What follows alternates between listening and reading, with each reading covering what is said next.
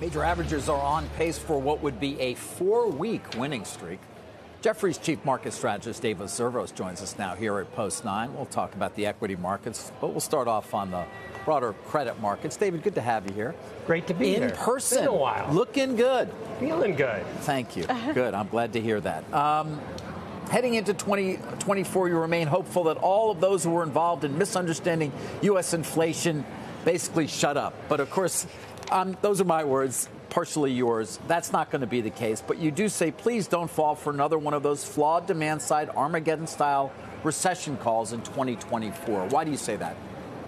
Well, I think all the arguments that the folks are making that are about a recession coming in 24 are exactly the same that they were making a year ago. Nothing's changed. And I look at this as a year where we really learned that supply is the driver of inflation, that it's really been a supply-side story and continues to be a supply-side story. And I'm just not willing to go down that demand-side rabbit hole that many folks went down last year, where they said we're going to have 2 years of 6.5% or 7% unemployment just to get inflation back to 2%. I think that was just one of the great failures of modern Keynesian economics. And why would we listen to those same people when their arguments are no different than they were before, David? I'm not going to do it. Jay Powell clearly not listening to them. Although I'm very happy about that. On the other side of that, though, is your expectation that he will be willing to cut perhaps as quickly as some in the market expect come 2024? I don't think so. I think Jay is going to stand quite stalwart. He's going to have a lot of political pressure. It's an election year, and this is going to be a really tough one for Jay. But he's got a couple years left in his term. I think he wants to go out as the Paul Volcker type guy that slayed the great COVID inflation.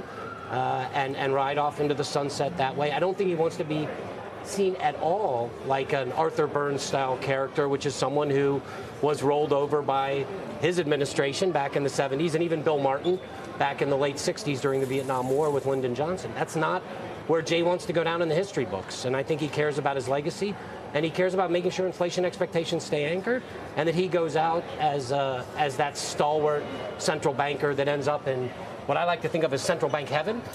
In central bank heaven, there's a chair with Paul Volcker sitting there, and everybody's looking up to him. He's got some German guys and some Swiss guys around him, maybe a Japanese guy.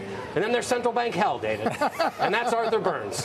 And you throw a few Italians and Greeks and Argentinians, and I guess the Argentinians are going to be out of a job as a central bank now. But yeah, there's a new place in hell for them, yeah, I think. Yeah. So, yeah, they go even to a new place. But I think that's where he wants to go, and I think he can go there. I think he's done an incredible job at managing one of the most difficult supply shocks that we've witnessed in the markets in our careers.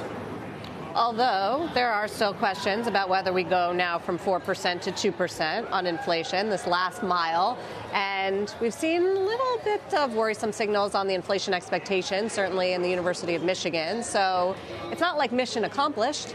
No, it's not mission accomplished. You're right. And that's why I kind of answered David's question the way I did, which is to say I don't think he's going to give in and sort of declare an early victory. I think he's going to do a few flag waves like, hey, we got this, but he's not going to go all in and say, hey, we got this and we're cutting rates now. And I think that market might be ahead of itself. Once again, just like it was last year. Remember, last year around this time, we were forecasting rate cuts by September of this year. And we were forecasting a recession. I mean, I think 70% of all the professional forecasting economists out there for 2023 were forecasting a recession. Yeah, but the opposite.